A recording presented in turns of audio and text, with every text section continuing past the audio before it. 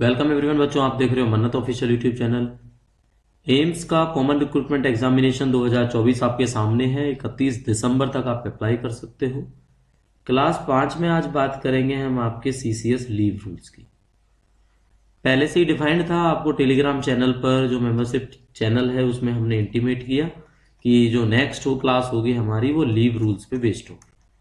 ठीक है, तो ये हो सकता है पार्ट 2 बनाना पड़ेगा इसका, है ना, क्योंकि थोड़ा सा कवर करने में टाइम लगता है, इसको थोड़ी बड़ी पीडीएफ होती है। तो पीडीएफ हमने शेयर की हुई है आपके सामने, जो सीसीएस के अपडेटेड लीव रूल्स हैं। ठीक है, तो 70 से 72 पेजों की पीडीएफ है वो। पीडीएफ आप पढ़ो, हम भी उसमें से ही पढ़ाएंगे आपको, पर डेफिनेटली पॉइंट टू पॉइंट पढ़ेंगे, वन लाइनर पढ़ेंगे, उस अप्रोच से पढ़ेंगे जिस अप्रोच से क्वेश्चन पेपर में आपको देखने को मिलते हैं। तो साथियों, सबसे बड़ी इंपॉर्टेंट न्यूज है आज की डेट में जो आज आपको मिलेगी, वो रेलवे की तरफ से ग्रुप डी का एडवर्टाइजमेंट है। फुल एडवर्टाइजमेंट इशू कर दिया गया है। ठीक है, 22 तारीख है आज आपकी, और 22 तारीख को, सॉरी 21 है ना, ये फुल एडवर्टाइजमेंट आपको इशू कर दिया है। इसके अंदर देखोगे आप 32,000 से ज्यादा पोस्टें आती हैं और 10th लेवल ये एग्जाम होता है।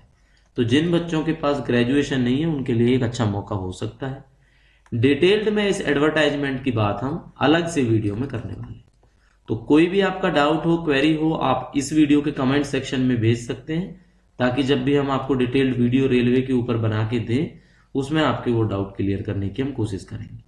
तो स्टार्ट करते हैं क्लास। सीसीएस लीव रूल पढ़ेंगे 1972। ठीक है बच्चों, चलो मेनली क्या है इसके अंदर लीव रूल्स के बारे में। एक जो पहला क्वेश्चन बनता है वो यही बनता है, आए कब। ठीक है, कब आए। तो ये अगर कोई पूछे कब आए तो 1 जून 1972 को आए। ठीक है, 1 जून 1972। इसलिए बच्चों इनको बोला जाता है लीव रूल्स 1972। क्लियर है ये बात? चलो,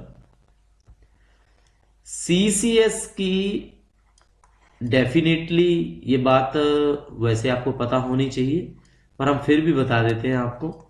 ठीक है, सीसीएस की फुल फॉर्म क्या होती है? तो बच्चों सीसीएस का मतलब होता है सेंट्रल, यानी केंद्र के जो कर्मचारी हैं उनके लिए सिविल जो सर्विस है, जिनकी सिविलियन जो होते हैं उनके लिए रूल्स बनाए जाते हैं। तो सीसीएस की आएगी सेंट्रल सिविल सर्विसेज। ठीक है, ये सीसीएस की हमारी फुल फॉर्म होती है। ओके, चलो बच्चों अब बात करेंगे कि किन किन पर ये लागू होते हैं। एलिजिबिलिटी किस किस की, एलिजिबिलिटी कौन कौन इसके लिए एलिजिबल होता है बच्चों, और कौन कौन है जिनके लिए अप्लाई नहीं होते। ठीक है, तो मेनली जो ये अप्लाई होते हैं वो होते हैं गवर्नमेंट सर्वेंट्स के लिए। कौन से गवर्नमेंट सर्वेंट? जो सिविल सर्विसेज के लिए अपॉइंट हुए हैं। Government servants appointed to civil services, यानी कि जो सिविलियन है। ठीक है, जो सिविलियंस होते हैं, सिविल जॉब होती है ये, इसलिए इनको सिविलियंस बोलते हैं। किस किस पर एप्लीकेबल नहीं है? क्वेश्चन 4 जो बनेगा वो ये बनेगा, एप्लीकेबल किस किस पर नहीं है। एप्लीकेबल नोट, ऐसे करके समझेंगे हम इसको। ठीक है, तो बस आप याद करते जाओ, पढ़ते जाओ। रेलवे के लिए तो कभी एप्लीकेबल नहीं होगा, बिकॉज रेलवे के अपने रूल्स होते हैं। क्लियर हो गया बच्चों? जिन पर्सन्स को सैलरी कॉन्टिजेंसी फंड से मिलती है, ठीक है, पर्सन्स पेड फ्रॉम कंटिजेंसीज, वो इसके अंदर नहीं आते। एक जो डेली रेटेड है, पर्सन्स कैजुअल बोलेंगे उनको, या डेली कैजुअल भी कह देंगे, हाँ कैजुअल या daily rated, daily rated casual. ठीक है, या एक तरह से आप पार्ट टाइम भी कहो, जो पार्ट टाइम जॉब करने वाले हैं उनके लिए भी नहीं होता ये एप्लीकेबल। ठीक है, जितने भी ऑल इंडिया सर्विस के मेंबर हैं ऑल इंडिया सर्विस मेंबर्स, उन पर भी बच्चों एप्लीकेबल नहीं होता ये। ठीक है, फिफ्थ में जो पढ़ेंगे हम, फिफ्थ में आ जाएगा जो भी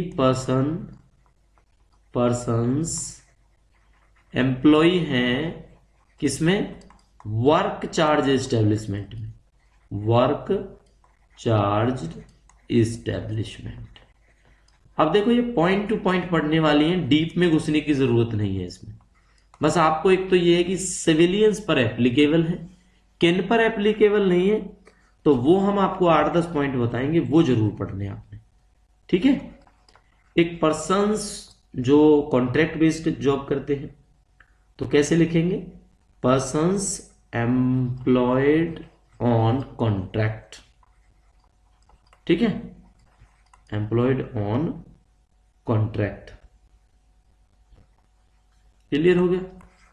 सेवेंथ जो पॉइंट है वो हम पढ़ेंगे, वो होगा आपका जो पर्सन रिक्रूटेड है लोकली, पर्सन्स लोकली रिक्रूटेड, जिनकी भर्ती लोकली हुई है, किसके लिए, डिप्लोमेटिक सर्विस के लिए। ठीक है, फॉर सर्विस इन डिप्लोमेटिक या कंस्यूलर।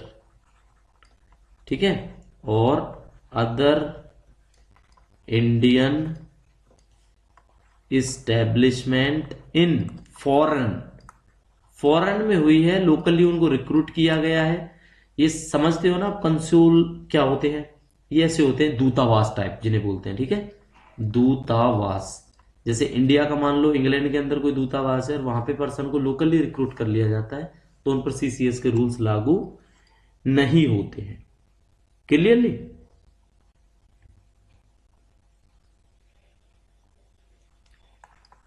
कोई भी पर्सन जो रिक्रूटेड है और उन पर अदर सर्विस रूल्स लगते हैं, सीसीएस नहीं लगते, अदर सर्विस रूल्स लगते हैं, तो ऑब्वियसली वो भी इसके अंदर नहीं आएंगे, इसके परव्यू के अंदर नहीं आएंगे। ठीक है, और अगर कहीं पे लिखा मिल जाता है कोई स्पेशल प्रोविजन दिया हो, पर्सन इन स्पेशल प्रोविजन, एक ये उन पर लागू नहीं होते। ठीक है, तो चलो एक बार आपको रिवाइज कराते हैं सारा का सारा जितना अभी तक हमने पढ़ाया है, ताकि अच्छे से समझ आए। बच्चों कब आए आपके सीसीएस रूल, 1 जून 1972 को आए। फुल फॉर्म क्या होती है, central civil services full form होती है। एलिजिबल कौन होता है, गवर्नमेंट सर्वेंट जो सिविल सर्विसेज के अंदर आता है। किस पर ये एप्लीकेबल नहीं होते हैं बच्चों, रेलवे पर नहीं होते हैं, person paid from contingency, person daily casual part time, all India service वाले बंदे। ठीक है, इन पे लागू नहीं होते, ये आपने पढ़ के रखना है। जो भी पर्सन्स एम्प्लॉयड है वर्क चार्ज एस्टेब्लिशमेंट के अंदर, पर्सन जो एम्प्लॉयड है कॉन्ट्रैक्ट बेसिस पे, पर्सन जो लोकली रिक्रूटेड है फॉर सर्विस इन डिप्लोमेटिक या कंसुलर, जो इंडिया के दूतावासों में काम करते हैं उनके लिए, पर्सन जिनको रिक्रूट किया गया है अदर सर्विस रूल के हिसाब से, नॉट सीसीएस रूल्स, है ना, और पर्सन इन स्पेशल प्रोविजन, जिसमें राष्ट्रपति जी या कोई कॉन्स्टिट्यूशन अलग से प्रोविजन दे, ये एक एक्सेप्शनल लाइंस है। ठीक है, तो 9 पॉइंट आपको ऐसे याद रखने हैं जिन पर ये रूल्स लागू आपके नहीं होते, जो डेफिनेटली आपको पेपर में कंफ्यूज करते हैं। ठीक है, पेपर जब भी होगा ना, तो पेपर में आपसे यही चीज जरूर पूछे जाएंगे, डेफिनेटली पूछी जाएगी।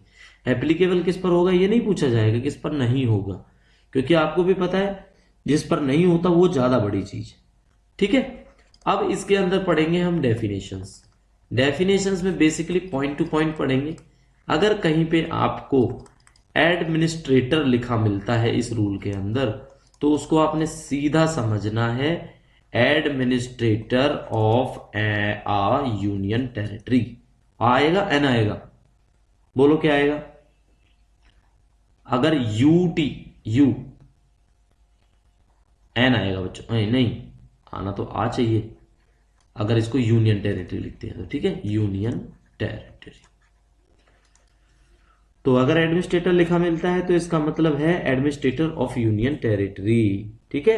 ऑडिट ऑफिसर का आपको पता ही है, जो ऑफिसर्स ऑडिट का काम करता है। ठीक है।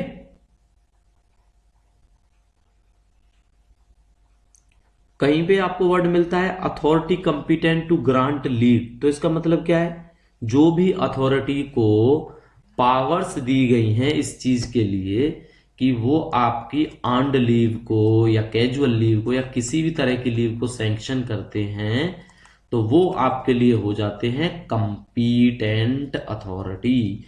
मतलब जब आपको ये ना पता हो ना, मतलब वैसे तो आपको पता होगा, लेकिन जब आपको ना पता हो कि अथॉरिटी कौन है, तब आप सिंपल एक लाइन लिख दो कि अप्रूव्ड बाय कंपीटेंट अथॉरिटी। इसका मतलब जो इसका कंपीटेंट है उसी से कराएंगे हम लोग। ठीक है जी। एक ये सवाल बड़ा आता है। ठीक है। क्या आता है? 1 years कॉन्टिन्यूअस सर्विस, ये बड़ा पूछा जाता है। इसका मतलब क्या है? इसका मतलब है continuous service of specified duration under the central governments and include the period spent on duty as well as on leave including extraordinary leave. समझो अब क्या हो। कंटिन्यूअस सर्विस का मतलब समझेंगे यहां तक। कंटिन्यूअस सर्विस, इसमें क्या क्या आते हैं? अगर कोई पूछता है क्या ये भी कंटिन्यूअस सर्विस में होते हैं, डेफिनेटली ये क्वेश्चन है, आया भी है पहले भी। ठीक है। एक तो जो पीरियड आपने स्पेंड किया है ड्यूटी पीरियड के लिए कह लो, एक तो आप जो भी आपने ड्यूटी पे किया है, जो आपका लीव पीरियड भी है, जो आपका लीव पीरियड है वो भी माना जाएगा। उसके बाद में लीव पीरियड में एक्स्ट्रा ऑर्डिनरी लीव भी इंक्लूडेड है। ठीक है। अगर ये तीनों की तीनों चीजें आपने अवेल करी हैं अपनी सर्विस के दौरान, तो ये सारी चीज कॉन्टिन्यूअस सर्विस के अंदर आती है। इसको आपका सर्विस ब्रेक नहीं माना जाता। ठीक है बच्चों, चलो क्लियर हुई ये बात। फोर्थ में पढ़ते हैं डेट ऑफ रिटायरमेंट। तो डेट ऑफ रिटायरमेंट आपको पता है जिस दिन रिटायर होते हैं, लेकिन कब? Afternoon of that date होता है बच्चों डेट ऑफ रिटायरमेंट। ये बड़ी बात है, आपने याद रखनी है। मान लो कोई 31 जनवरी 2025 को रिटायर होता है, तो इसको ऐसे लिखा जाएगा आफ्टरनून करके। ठीक है, आफ्टरनून। तो ये क्या हुआ डेट ऑफ रिटायरमेंट का मतलब? अगर कोई पूछता है आपको, तो इसका मतलब होगा last day of the month in which government servant attends the age prescribed for retirement under terms and conditions governing his service. Normally अगर आप ASW लग जाते हो, असिस्टेंट लग जाते हो, तो आपको पता है आज की डेट में एज कितनी है? 60 ईयर्स है। तो 60 ईयर्स को जब आप एज अटेंड करोगे सुपर एन्युएशन, जिसको रिटायरमेंट भी बोलते हैं, तो वही आपकी आफ्टरनून वाली डेट हो जाएगी डेट ऑफ रिटायरमेंट। तो होपफुली ये चारों के चारों डेफिनेशन के पॉइंट आपको क्लियर है। पांचवें पॉइंट में यही अभी हमारा डेफिनेशन का ही चल रहा है। ठीक है, तो पढ़ेंगे इसमें। डिपार्टमेंट, डिपार्टमेंट का मतलब भाई कोई सेंट्रल गवर्नमेंट, कोई मिनिस्ट्री का कोई डिपार्टमेंट, वही डिपार्टमेंट। ठीक है, जैसे department of parliamentary affairs, department of planning, department of like president secretariat या कैबिनेट सेक्रेटेरिएट, ये बात की जाती है सेंट्रल गवर्नमेंट के थ्रू। ठीक है। अगर डिसेबिलिटी बड़ा पूछा गया है, नोट करो इसको, डिसेबिलिटी। तो डिसेबिलिटी में क्या है बच्चों? डिसेबिलिटी का मतलब है स्पेसिफाइड। डिसेबिलिटी मींस कैसी डिसेबिलिटी? Specified disability. ठीक है, स्पेसिफाइड डिसेबिलिटी। दूसरी कौन सी हो सकती है? Benchmark disability. Benchmark disability. ठीक है। तीसरी कौन सी हो सकती है बच्चों? Disability having high sport need. Disability कौन सी बताइए आपको? Disability having high sport need. ठीक है, जिनको सबसे ज्यादा जरूरत है। अब आपको डिसेबिलिटी का मतलब पता चल जाएगा। 3 टाइप्स की डिसेबिलिटी है, एक तो बेंचमार्क डिसेबिलिटी, एक स्पेसिफाइड डिसेबिलिटी, एक disability having high support need, इनको बोला जाता है डिसेबिलिटी। ठीक है। और बच्चों डिसेबिलिटी का एक्ट है वो कौन सा है, वो एक्ट का नाम आपने याद रखना है, इसको बोलेंगे राइट्स ऑफ, ये राइट्स है, ठीक है, rights of persons with disability, with disability. और ये एक्ट आता है, बना है जो आपका 2016 के अंदर। ठीक है। और इसमें बात की गई है आपकी डिसेबिलिटी की, 49 ऑफ 2016। ठीक है, कोई बात नहीं, ये याद रखो मत रखो, बट ये रखो 2016 के एक्ट के अंदर डिसेबिलिटी को डिफाइन किया गया है। फॉरेन सर्विस का मतलब अगर आपसे कोई पूछता है तो सीधी सीधी बात है, ये हम क्वेश्चन भी आपको करवाएंगे। ठीक है, फॉरेन सर्विस, जब भी आपसे फॉरेन सर्विस पूछा जाएगा ना, फॉरेन सर्विस, ये बाकी सर्विस में आपको पता है कंसोलिडेटेड फंड ऑफ इंडिया से सैलरी दी जाती है, लेकिन इसमें ना एक्सेप्ट कोई और सोर्स, कंसोलिडेटेड जो फंड मतलब इंडिया की जो संचित धनराशि है, इसके अलावा ऑफ इंडिया, इसके अलावा अगर कहीं से किसी को पे किया जाता है तो वो फॉरेन सर्विस में आता है। ठीक है। When a government servant receives his pay with the sanction of government from any source other than consolidated fund of India, consolidated fund of state, consolidated fund of union territory, मतलब उस fund के अलावा देगी सरकार ही, लेकिन उस fund के अलावा जहां से पैसा देगी वो फॉरेन सर्विस में काउंट होता है। ठीक है जी, चलो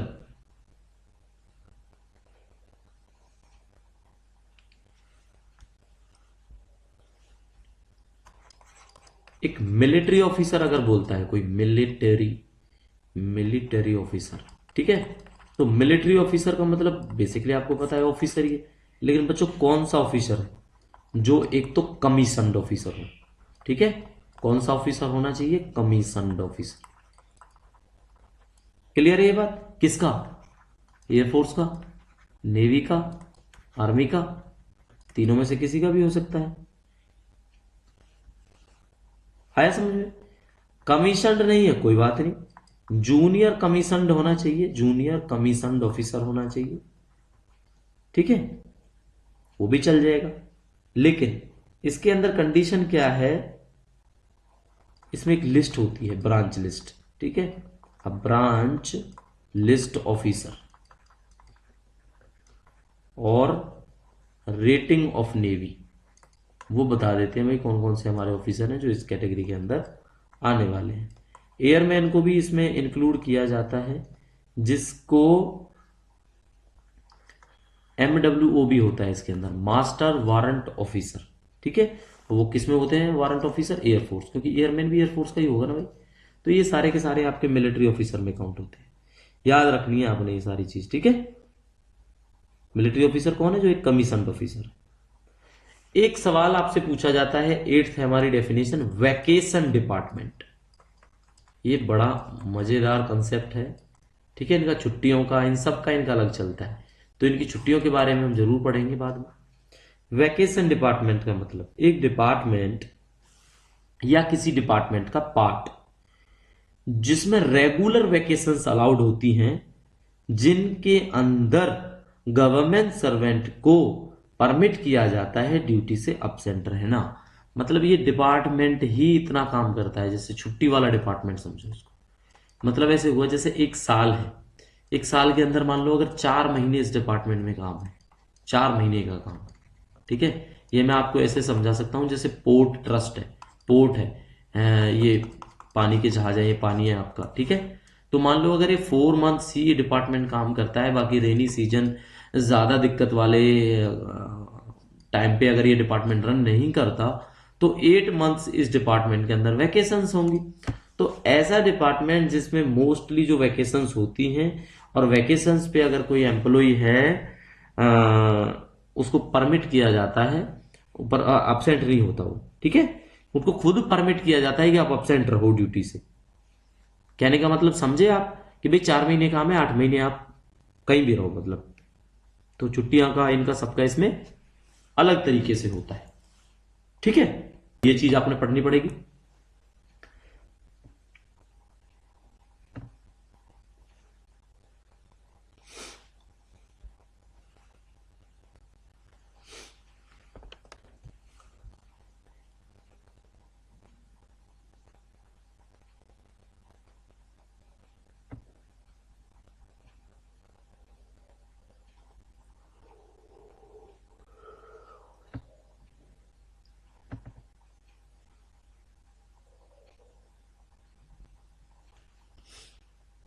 अच्छा, एक क्वेश्चन और बनता है, कोई गवर्नमेंट सर्वेंट है, ओबियसली सिविलियन ही होगा जिसकी हम बात करेंगे। गवर्नमेंट सर्वेंट को अगर ट्रांसफर कर दिया जाए, ठीक है, कहां पे ट्रांसफर कर दिया जाए, transfer to any industrial establishment, ठीक है, औद्योगिक एस्टेब्लिशमेंट है उसके अंदर ट्रांसफर अगर कर दिया जाए तो क्या होगा भाई। अब जो उसकी लीव्स है ना, आपने बस ये याद रखना है, जो उनकी छुट्टियां हैं अब वो गवर्न होंगी, ठीक है, यानी कौन सा कानून मानेंगी, वो मानेंगी आपका फैक्ट्री एक्ट, ठीक है। और फैक्ट्री एक्ट कब आया था, 1948 के अंदर आया था। तो उन्हें फैक्ट्री एक्ट मानना पड़ेगा, जो उनकी कॉम्पिटेंट अथॉरिटी है अब वो फैक्ट्री एक्ट के थ्रू होगी, ठीक है। लेकिन कंडीशन बच्चों ये भी है, उनको जो कैश है इक्विवेलेंट, जो लीव इनकैशमेंट मिलता है वो 300 डेज का ही मिले, क्योंकि इसमें भी 300 डेज का मिलता है सीसीएस रूल्स के अंदर, ठीक है। ये बात है जो आपको बेसिकली समझानी थी, ठीक है जी। चलो अब आ जाती हैं मेन। अब चलो इसको एक बार रिवाइज करा देते हैं फटाफट, जो भी डेफिनेशंस वाला पोर्शन हमने कराया है आपको, उसको बच्चों हम एक बार आपको रिवाइज करा देते हैं। चलो जी, एडमिनिस्ट्रेटर का मतलब होता है यूटी का एडमिनिस्ट्रेटर। ईएलसीएल सैंक्शन करना है जो उसको बोलेंगे कंपिटेंट अथॉरिटी, कुछ भी है। कंटिन्यूस सर्विस अगर आपसे बोला जाता है तो इसका मतलब है ड्यूटी पीरियड भी, लीव पीरियड भी, इंक्लूडिंग एक्स्ट्रा ऑर्डिनरी लीव, तीनों की तीनों चीजें आपकी कंटिन्यूस सर्विस में आएंगी, ये याद रखना है। डेट ऑफ रिटायरमेंट का मतलब होता है the last day of when you attain the age of superannuation, afternoon में, ठीक है। जैसे 31 को कोई रिटायर होता है, मंथ का एंड होगा ही, तो वो आफ्टरनून माना जाएगा जी, और उनका रिटायरमेंट का टाइम होगा, ठीक है। अभी जैसे 60 ईयर्स, कुछ स्टेट में 58 ईयर्स है, जैसे कल को कुछ भी हो सकता है, कल को 55 भी हो सकती है ये, बट एज ऑन डेट आज हम बात करेंगे तो 60 साल रिटायरमेंट की एज होती है सिविल सर्विस में, सिविलियंस के लिए। डिसेबिलिटी की बात करेंगे तो डिसेबिलिटी बच्चों तीन तरह की होती है, स्पेसिफाइड डिसेबिलिटी, बेंचमार्क डिसेबिलिटी, और disability having high support need. तीन तरह की डिसेबिलिटी है, ठीक है। और जो ये डिसेबिलिटी का एक्ट है ये कहां से निकल के आया है, ये आया है आपका right of persons with disability act 2016, ठीक है। चलो, और वैसे इस पे क्वेश्चन भी बनेगा, आपको डेफिनेटली बता देता हूं मैं। क्वेश्चन क्या होगा, डिसेबिलिटी का पूछा जाता है कि कोई डिसेबल है तो वो कितना परसेंट होना चाहिए उसको डिसेबल माना जाए, तो बच्चों वो 40% डिसेबल होना चाहिए, ठीक है। अगर कोई 39.9% भी दिखाया डिसेबल तो वो डिसेबल नहीं माना जाता, ये याद रखना। मिनिमम डिसेबिलिटी का क्राइटेरिया 40% का होता है। फॉरेन सर्विस का मतलब होता है except from consolidated fund of India, कहीं से भी सैलरी मिले लेकिन एक्सेप्ट द कंसोलिडेटेड फंड से ही उसको सैलरी मिलेगी, ये मुद्दे की बात है इसके अंदर, ठीक है बच्चों।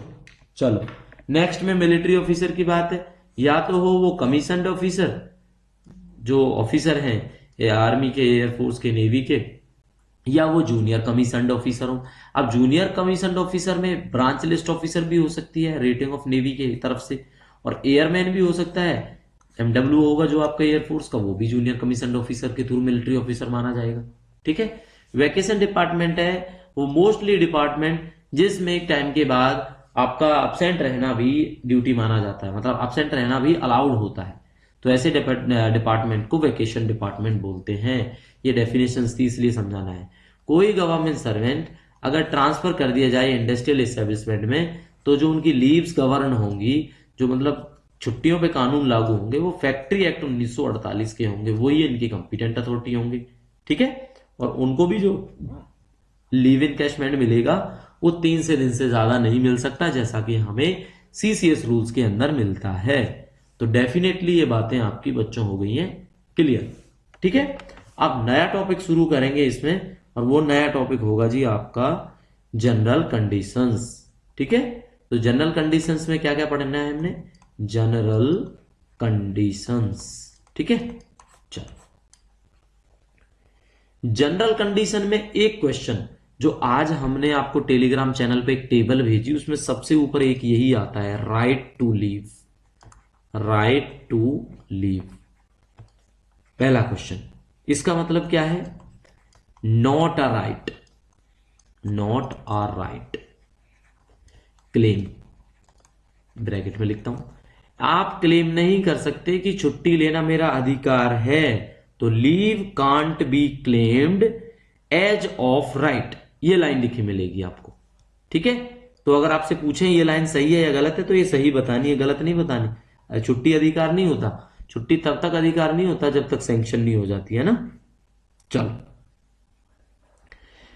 नेक्स्ट में बताया गया है, अगर कोई ऐसी चीज है इमरजेंसी के टाइम पे भी आपको रिफ्यूज कर दिया किसी अथॉरिटी कंपिटेंट ने किसी भी जो काइंड की लीव देने के लिए, तो it shall not be open to that authority to alter the kind of leave due. तो alter the kind of leave, ये या तो हमने डबलईओ के पेपर में जो लास्ट ईयर का है बच्चों एम्स का, उसमें या तो ये क्वेश्चन हमने करा दिया, और या ये पार्ट 2 के अंदर हम कराने वाले हैं, तो ये आया हुआ है, तो ऑल्टर नहीं कर सकते भाई। ठीक है, मान लो मैं सीएल लेके जाता हूं और ऑफिसर्स हमारे बोले नहीं आप ईएल अप्लाई करो, तो वो ऑल्टर नहीं कर सकते। इसको देना है दो सीएल को, नहीं देना है मत दो। क्यों? क्योंकि not a right to claim, right to leave को राइट नहीं है वो, बट आप उसको ऑल्टर नहीं करा सकते, ये भी एक राइट है, ये भी एक रूल है। ठीक है जी।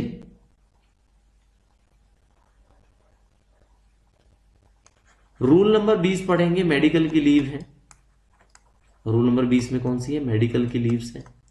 इनको बच्चों आप रिफ्यूज नहीं कर सकते भाई, है ना, इनको आप रिफ्यूज या रिवोक नहीं कर सकते, ये भी कंडीशन है। वैसे तो यही है कि भाई क्लेम तो आप कर ही नहीं सकते राइट की तरह, बट इनको पॉसिबली कोई मना नहीं करता। ठीक है जी।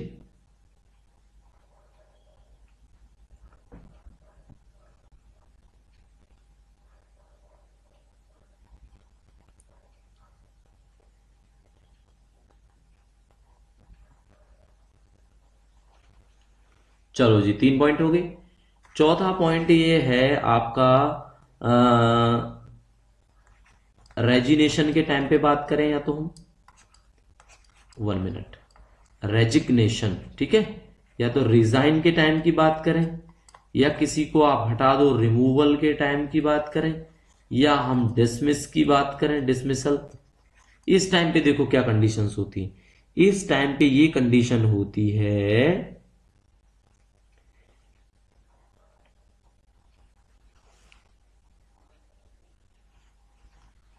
अगर कोई रिमूवल या डिसमिसल हो गया तो जो क्लेम ऑफ क्रेडिट है ना वो बंद हो जाता है बच्चों, क्लेम ऑफ क्रेडिट बंद हो जाता है। मान लो किसी को डिसमिस कर दिया, तो उस टेन्योर के दौरान जो उनकी छुट्टियां हैं ना,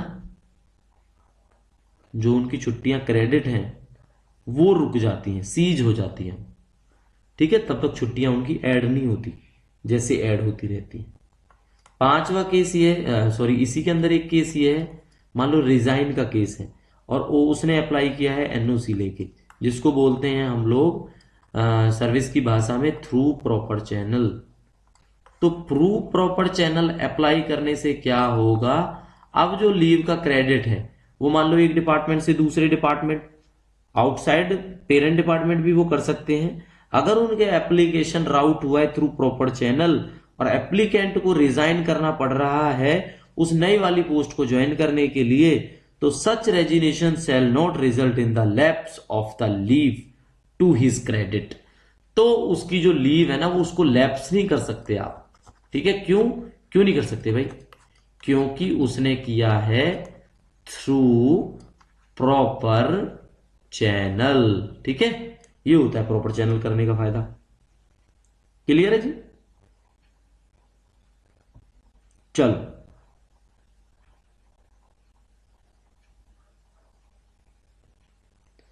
अगर कोई गवर्नमेंट एम्प्लॉय जो रिटायर्ड हुआ है कंपेंसेशन बेसिस पे, ठीक है, या इनवैलिड पेंशन या ग्रेचुटी की वजह से रीएम्प्लॉयड हुआ हो अगर वो, तो उसको अलाउड कर लिया जाता है अपनी पास्ट सर्विस पेंशन के तौर पर।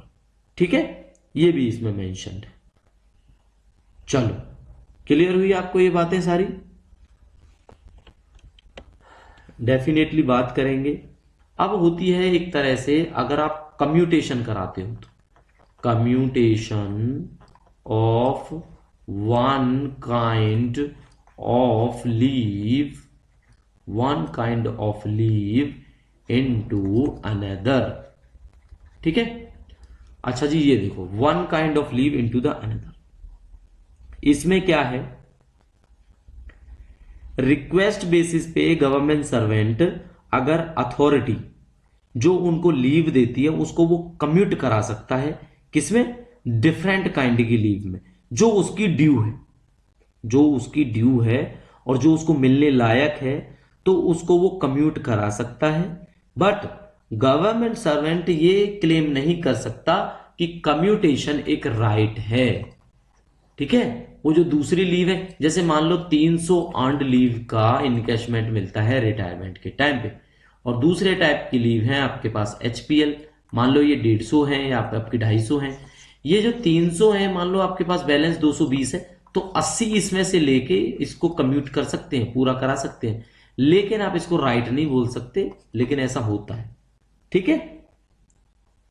मतलब इस तरह की जो रिक्वेस्ट अगर कोई रिसीव करती है अथॉरिटी, तो ऐसा नहीं है कि वो उसका राइट है, लेकिन 30 डेज के अंदर अंदर अगर कंसर्न्ड जो गवर्नमेंट सर्वेंट है वो ज्वाइन करने से पहले अगर ये चीज बताता है पीरियड की कम्यूट करानी है उसने, तो कम्यूटेशन अलाउड है उसमें। ठीक है। Commutation of one kind of leave into another shall be subject to adjustment of leave salary on the basis of leave finally granted to the government servant, that is to say any amount paid to him in excess shall be recovered or any area due to him shall be paid। साफ साफ लिख दिया इन्होंने वैसे ही कि भाई अगर extra हो जाएंगी तो वो रिकवर भी करा सकते हैं, वैसे कम्यूटेशन अनदर लीव के साथ में वो एडजस्ट कर सकते हैं उसकी लीव सैलरी बनाने के लिए। ठीक है जी। चलो, क्लियरली ये बात आपको समझ में आ गई होगी। एक अब इसके अंदर नोट आता है, अगर आपने पढ़ना है तो नोट क्या आता है, अगर किसी को मान लो ईओएल ग्रांट की है, एक्स्ट्रा ऑर्डिनरी लीव, ये लीव ग्रांट है किस बेसिस पे, एक्स्ट्रा ऑर्डिनरी, मेडिकल ग्राउंड्स पे। ठीक है। मेडिकल ग्राउंड्स पे अगर ये हैं तो ये कम्यूट की जा सकती है। मैं यहां पे लिखूंगा मे बी कम्यूटेड। ठीक है। May be commuted into leave not due subject to provision of rule 31। समझ में आया आपको मसला क्या है। मेन इसके अंदर बात ये की गई है कि जो आपकी मेडिकल ग्राउंड के बेसिस पे एक्स्ट्रा ऑर्डिनरी लीव ग्रांट हुई है उसको भी दूसरे टाइप की लीव में कम्यूट किया जा सकता है। कौन से टाइप की में, लीव, ये आपको याद हो जाएगा आज से, नॉट ड्यू। अब ये लीव नॉट ड्यू ही है जो आपका रूल नंबर 31 के अंदर पढ़ाई जाती हैं। ठीक है। लीव नॉट ड्यू क्या है, जो आपका रूल नंबर 31 के अंदर पढ़ाई जाती है। ये बेसिकली आपने याद रखना। ठीक है जी। तो commutation of one kind of leave into another kind of leave, ये आपको समझ में आया होगा, है ना, कम्यूटेशन कराने का। अब एक होता है कंबाइन कराने का। इन दोनों में ना थोड़ा सा फर्क है, कम्यूटेशन और कॉम्बिनेशन में। Combination of different kind of leave, यही चीजें आपसे पूछी जाती है ना। क्या मैटरनिटी के साथ सीएल ले सकते हैं, तो आप बोलोगे सर ले सकते हैं, है ना। क्या आप ईएल के साथ सीएल ले सकते हैं, सर नहीं ले सकते, है ना। Except as otherwise provided in the leave rule, any kind of leave under these rules may be granted in combination with in or in continuation in any kind of leave. साफ साफ लिखा है, casual leave which is not recognised as leave under these rules and not be combined with any other kind of leave admissible under these rules. तो जो CL है ना बच्चों, CL वो आपका जैसे ये ईएल है इसके साथ कंबाइन नहीं होगा। यही है combination of different kind of leave. लेकिन अगर आप मैटरनिटी लीव है तो भाई सीएल चलेंगी। ठीक है। उसके साथ में चाइल्ड केयर लीव है, इसके साथ में ईएल अगर ले लेते हो चलेंगी, है ना। ये रूल्स होते हैं। ये धीरे धीरे पढ़ोगे आपको समझ में आ जाएगा। ठीक है जी। एक क्वेश्चन डेफिनेटली हमने डब्ल्यू के एग्जाम में 2023 में जो पूछा गया वो करवाया होगा या नहीं करवाएंगे हम। ठीक है। एक होता है मैक्सिमम कितनी लीव ले सकता है कोई, maximum amount of continue leave, continuous leave. ये बच्चों साफ साफ लिखा है 5 साल से ज्यादा नहीं। 5 साल से ज्यादा किसी भी केस में किसी गवर्नमेंट सर्वेंट को लीव अलाउ नहीं की जा सकती। अब प्रेसिडेंट का एक रूल बनाया गया है कि वो भाई 5 साल के बाद भी दे सकते हैं विद और without any leave.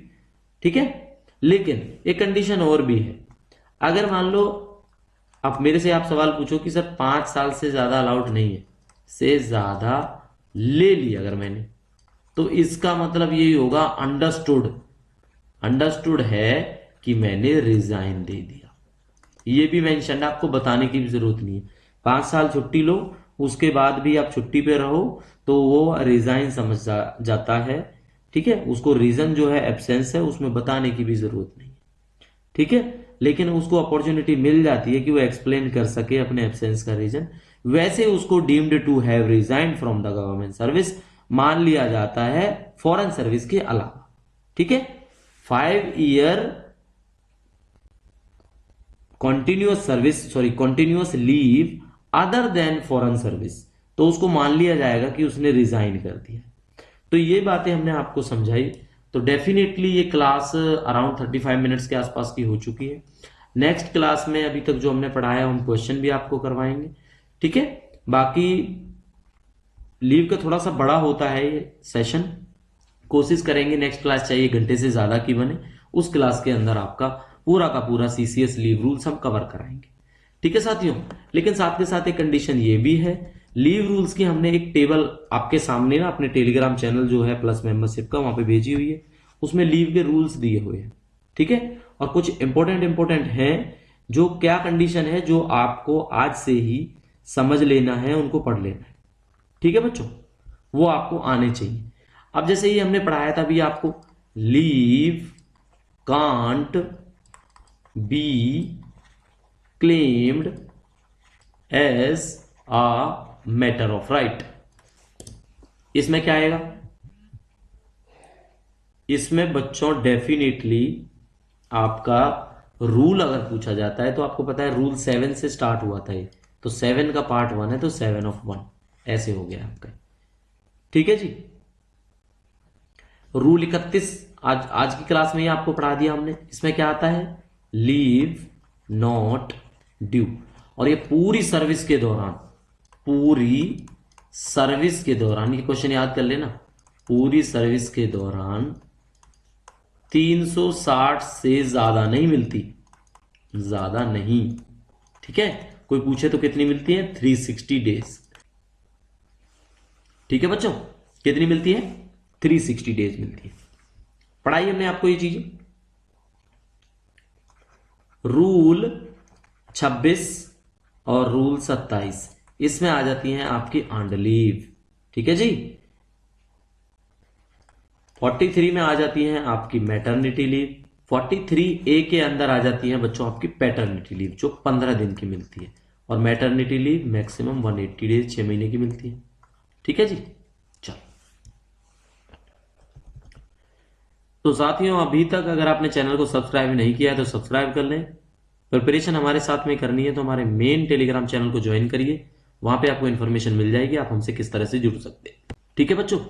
More practice questions आपको हमारे टेलीग्राम चैनल पर मिलने वाले हैं डेफिनेटली, लेकिन उसके लिए आप ईमेल कर सकते हैं हमें, या हमारे मेन टेलीग्राम चैनल पर जाइए, प्रिपरेशन के बारे में जानिए कि कैसे आप हमसे जुड़ सकते हैं। क्लासें चलती रहेंगी, सब्सक्राइब कर लेना।